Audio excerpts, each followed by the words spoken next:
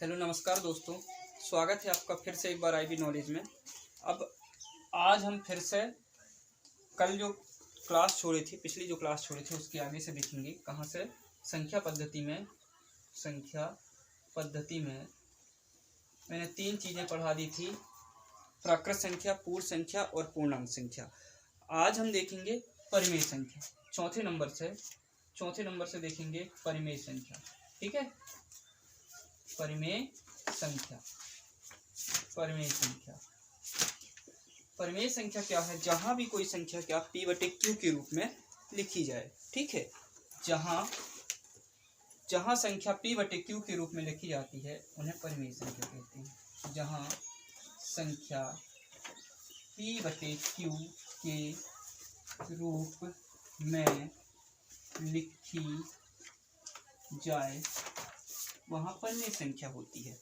ठीक है, ऐसी संख्या है जो p/q के रूप में लिखी जाए। जहाँ संख्या p/q, बटे मतलब ये बटे, ठीक है, संख्या बटे में होती है। कोई भी संख्या हो p/q मतलब कोई भी p का मान कुछ भी हो सकता है।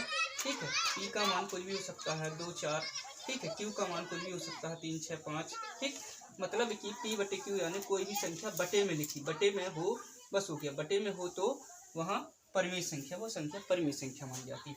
बस अर्थ है कि जे हमारा q क्या है, q का मान 0 नहीं होना चाहिए। ठीक है, q कभी 0 नहीं होना चाहिए।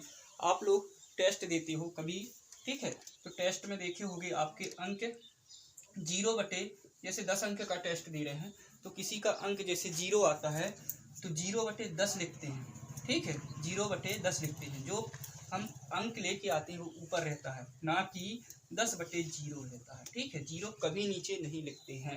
ठीक, 0 हमेशा ऊपर रहता है। ठीक, मतलब जब भी 0 अगर आता है तो ऊपर रहता है पर नीचे नहीं रहता। ठीक है, इसका मतलब q का मान कभी 0 नहीं हो सकता। ठीक, तो इस तरीके से जब भी आप अंक पाते हैं 5/9/10, 5/10 जो भी पाते हो 0/10 तो ऊपर रहती संख्या है, नीचे नहीं रहती। ठीक, कहने का मतलब है q का मान बस 0 नहीं हो सकता। ऊपर कुछ भी हो, ऊपर की संख्या बड़ी हो सकती है नीचे की संख्या से। ठीक है, पर नीचे की संख्या कभी 0 नहीं होती। ठीक है, अब याद रखना ये जो संख्या है हमारी, जैसे इसका उदाहरण एग्जाम्पल से समझते हैं। उदाहरण 5/7, 3/2, 4/5, इस तरीके से उदाहरण रहता है। ठीक है, पाई का मान हो सकता है पाई 22/7। पाई का मान ही 22/7 होता है। ठीक है, पाई का मान ही 22/7, ये पाई का निशान है। ठीक, पाई का निशान ऐसे होता है समझ लो, और इसका मान 22/7 होता है।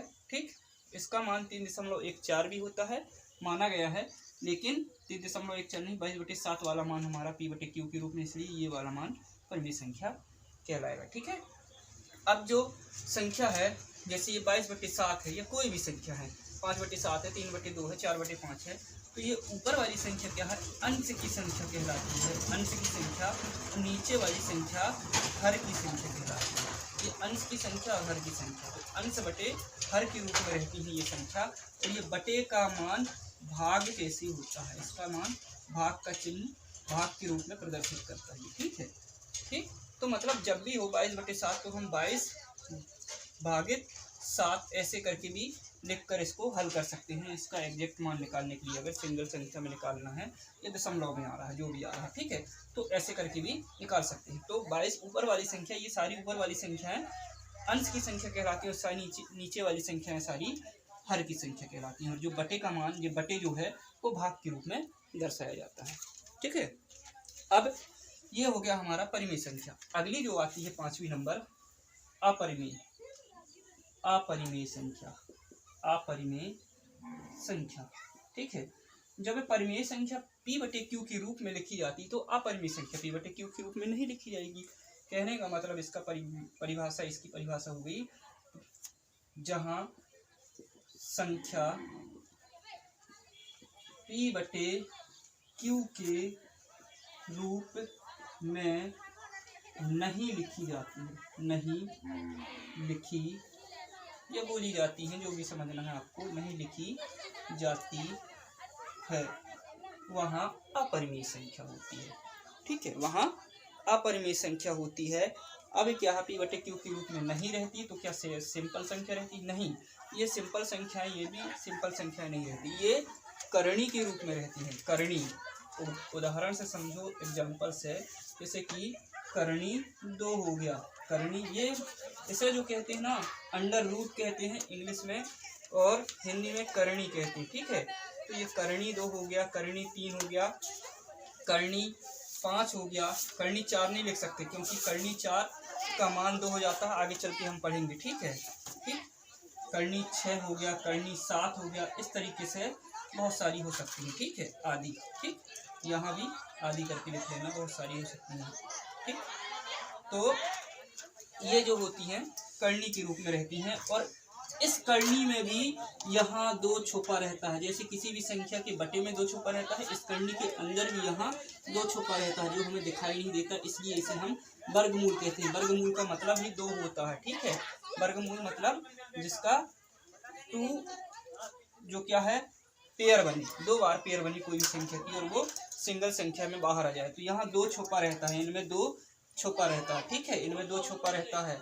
ठीक, जैसे कोई भी संख्या के बटे में 1 छुपा रहता है, ऐसे इनके अंदर 2 छुपा रहता है वर्गमूल में, और घनमूल में 3 रहता है। ये वर्गमूल में जो रहता है 2 दिखाई नहीं देता है, ठीक है, छुपा रहता है, और जो घनमूल का 3 है वो हमेशा स्पष्ट रूप से 3 लिखा रहता है, तो हम समझ जाते हैं ये घनमूल है, वो छुपा नहीं रहता, वो लिखा रहता है। और जहाँ कुछ भी संख्या नहीं लिखी रहती वो वर्गमूल कहलाता, करणी कहलाती, ठीक है। तो ये 2 चीजें समझ गए, परिमेय संख्या और अपरिमेय संख्या, ठीक है। परिमेय संख्या बटे के रूप में रहती है और अपरिमेय संख्या करणी के रूप में रहती है। करणी में भी ऐसी संख्या जिनका मान सिंगल डिजिट में ना आ सके, ठीक है, ऐसी संख्या रहती है। ठीक, इसमें भी पाई जा सकता है, इसमें भी पाई जा सकता है, क्योंकि इसका मान जब निकालोगे तो 3.14 होता है। जैसे इनका मान निकालेंगे तो दशमलव में आएंगे, ऐसे इसका मान भी, पाई का मान भी 3.14। मतलब क्या है, पाई क्या है, परिमेय और अपरिमेय दोनों में, परिमेय और अपरिमेय दोनों का उदाहरण बन सकता है, ठीक है, दोनों में आ जाता है। ठीक, तो अब ये हो गया, आगे बढ़ते हैं। इसको लिखना है लिख लो, स्क्रीनशॉट लेना है ले लो, ठीक है।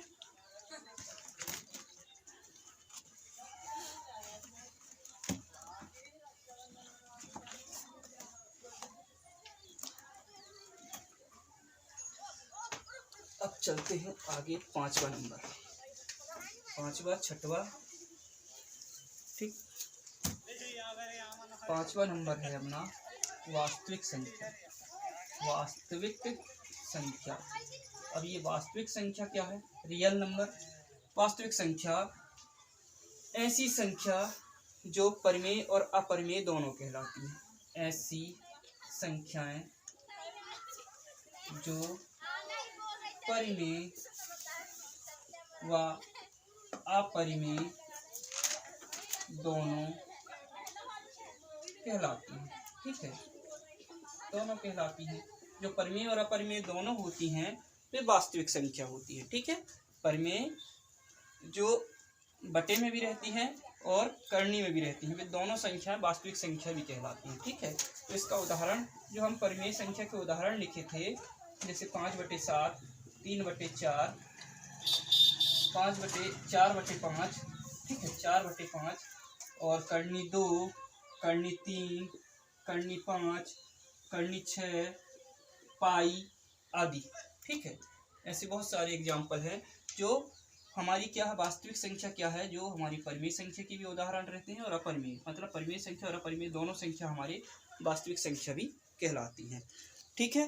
अब क्या है, अगला है, और ये माइनस में भी हो सकती हैं, माइनस में भी हो सकती हैं, ये बटे, जैसे 5/7, 3 जैसे ऋण 4/5 भी हो सकता है, ठीक है, माइनस में भी हो सकती हैं, ठीक है। अगला क्या है हमारा, भाज्य संख्या। 6वां नंबर क्या है हमारा, भाज्य संख्या। भाज्य संख्या, ठीक। भाज्य संख्या क्या है, जिसका भाग, ऐसी संख्या, वह संख्या जिसमें 2 का पूरा पूरा भाग चले जाए, ठीक है। ऐसी संख्या जिसमें 2 का पूरा पूरा भाग चले जाए, नहीं, इसको नहीं, ऐसे नहीं लिखेंगे, 3 का भी भाग जा सकता है, वो भी भाज्य संख्या कहलाती है। तो क्या है, हाँ, वह संख्या जो एक व खुद के अलावा अन्य किसी भी से भाग चले जाए। ठीक है, ऐसी संख्या वह संख्या जो एक व खुद के अलावा, ठीक है, खुद के अलावा अन्य किसी भी से भाग चले जाए वो भाज्य संख्या कहलाती है। ठीक है, उदाहरण से इसको समझते हैं कैसे। जैसे कि हमारा 3 है, 3 क्या है, किससे भाग जा रहा है, 3 केवल 1 से भाग जा रहा है, 1 तिरका 3। ठीक है, और 3 किससे भाग जाएगा, 3 ही से बस। ठीक है, 3 एकम 3, और किसी से भाग जाएगा क्या, 3 का नहीं जाएगा। मतलब है कि ये भाज्य संख्या नहीं है। लेकिन इसी की जगह हम 4 को उठा लें, 4 को उठा लें तो ये 1 से तो जाएगा, 1 चौके 4। ठीक है, और ये 4 से भी चला जाएगा, 4 एकम 4। लेकिन ये क्या है, 2 से भी चले जाएगा, 2 दूनी 4 होता है। मतलब कि अन्य किसी भी से, जैसे कि 9 हो गया। ठीक है, 9 हो गया तो ये 1 से तो जाएगी। ठीक है, 1 में 9। ठीक है, और 9 से भी जाएगी। ठीक, 9 एकम 9, और क्या है, 3 से भी चले जाएगा, 3 तिरका 9। ठीक है, क्रॉस। ठीक, तो मतलब क्या है, ऐसे उदाहरण जो एक और खुद के अलावा अन्य किसी से भाग चले जाएं ये भाज्य संख्या में आते हैं। ठीक है, जैसे कि क्या हो गया, 4 हो गया, 4 हो गया, 6 हो गया। ठीक है, 4 हो गया, 6 हो गया, और 8 हो गया, 9 हो गया, 12 हो गया, 15 हो गया, 14 भी है। ठीक, 14, 15। ठीक, ये सब क्या है, भाज्य संख्या है। ठीक, क्या है, ये 2 से जा रहा है, ये 3 से, 2 से दोनों जा रहा है, ये 4 से 2 से जा रहा है, ये 3 से जा रहा है, ये 2 से जा रहा है, 3 से जा रहा है, 4 से जा रहा है, ये 7 से भी चले जाएगा, 2 से भी चले जाएगा। मतलब एक और खुद के अलावा अन्य और किसी भी से चले जा रहे हैं तो ये भाज्य संख्या कहलाते हैं। और अभाज्य संख्या क्या है, आज ये देखते हैं। अभाज्य संख्या बाकी के जो बच रहे हैं 7, 8 हम उनको कल देखेंगे। ठीक है, अभाज्य संख्या वह संख्या, इसको भी समझ लो, वह संख्या जो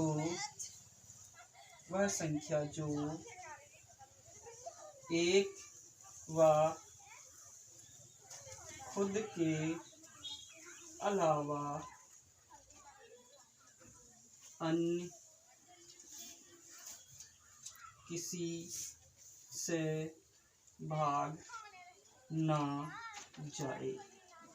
ठीक है, ऐसी संख्या या वह संख्या जो एक और खुद के अलावा अन्य किसी से भाग और किसी से भाग नहीं जाती, केवल एक से जाएगी और खुद से जाएगी बस, और किसी से भाग नहीं जाएगी, वो संख्या अभाज्य संख्या में आती है। जैसे हम अभी एक उदाहरण समझे थे, 3 केवल 1 से जाएगा, खुद से जाएगा। ऐसे 2 भी है, 2 केवल 1 से जाएगा और खुद से 2 से अकेले से जाएगा। ठीक है, 3 है, ठीक है, 5 है, और 7 है, इसके बाद 11 है, इसके बाद 13 है, इसके बाद 17 है। ठीक है, ये अभाज्य संख्याएं हैं। ऐसे बहुत सारे जो एक और खुद के अलावा अन्य किसी से भाग नहीं जाते हैं, ये अभाज्य संख्या कहलाती हैं। ठीक है, समझ गए। तो ये हो गई हमारी 7, बाकी के 7, 8 जो बचे हैं हम कल पढ़ेंगे, क्योंकि वीडियो ज़्यादा लंबी हो जाती है, फिर अपलोड करने में मुझे दिक्कत जाती है। जैसे पिछली वीडियो थोड़ी सी दिक्कत में अपलोड हुई थी। ठीक है, और बात करें नवोदय के फॉर्म के, तो नवोदय के फॉर्म पर बहुत सारे यूट्यूब चैनल क्या प्रेडिक्ट कर रहे हैं कि ये डेट में आएगी, ये डेट में आएगा। पिछले 2 महीने से संभावनाएं बता रहे हैं, बस संभावनाएं बताई जा रही है, नवोदय के फॉर्म आ नहीं रहे हैं। ठीक है, उनकी संभावनाएं ये डेट में आएंगे, नहीं आता, संभावना बढ़ा दी जाती है, फिर से संभावना बता देते हैं इस डेट में आएगी। ऐसे कर करके वो अपना क्या है बताते बस हैं, क्लियर नहीं बताते। तो ये क्या चैनलों पर जाके ये सब सर्च करना बंद करें। मैं खुद 1-2 बार प्रेडिक्ट किया हूँ, बताया हूँ मैं संभावना कि इस डेट तक आ सकती है, इस डेट तक आ सकती है।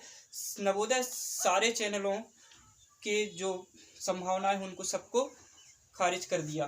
किसी का अभी तक कुछ डेट क्लियर नहीं हुई है, किसी की डेट के हिसाब से अभी तक नवोदय के फॉर्म नहीं आए हैं। ठीक है, तो ये सब देखना क्या है, नवोदय के फॉर्म कब आएंगे ये सब देखना बंद करें और अपनी तैयारी में ध्यान दें। फॉर्म तो क्या है कल आ जाए, हो सकता है 15 दिन में आए। फॉर्म तो आएंगे, ऐसा नहीं है कि फॉर्म ना भराएंगे, फॉर्म आएंगे कोई भी डेट में, कभी भी आ सकता है। कल आ जाए, परसों आ जाए, 2 दिन में, 4 दिन में, 1 सप्ताह में, 15 दिन में। ठीक है, कभी भी आ जा सकता है फॉर्म।